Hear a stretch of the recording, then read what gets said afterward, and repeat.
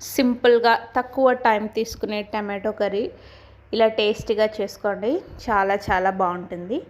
ఎలా చేసుకోవాలో చూసేద్దాం. దీనికోసం ఒక ప్యాన్ తీసుకొని 2 టేబుల్ స్పూన్ ఆయిల్, జీలకర్ర, ఆవాలు, సన్నగా తరిగి పెట్టుకున్న పచ్చిమిర్చి, అలాగే 1 ఆనియన్ సన్నగా కట్ చేసుకుని వేసి దీంట్లో చిటికెడు పసుపు వేసి ఇవన్నీ గోల్డెన్ బ్రౌన్ వచ్చే వరకు వేయించండి. ఆ తర్వాత 1/2 టేబుల్ స్పూన్ అల్లం వెల్లుల్లి పేస్ట్ వేసి ఆయిల్లో చక్కగా ఫ్రై చేయండి. ఇప్పుడు మనం ముందుగా కట్ చేసి పెట్టుకున్న టమాటో ముక్కలను వేసి ఒక 5 to 10 మినిట్స్ మగ్గించుకోండి.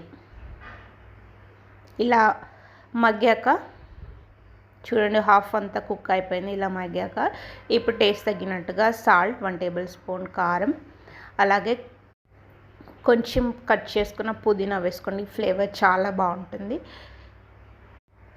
ఒక 5 మినిట్స్ తర్వాత లాస్ట్లో కొత్తిమీర వేసుకోండి. అంతే అండి, simple tomato curry recipe ready. Subscribe.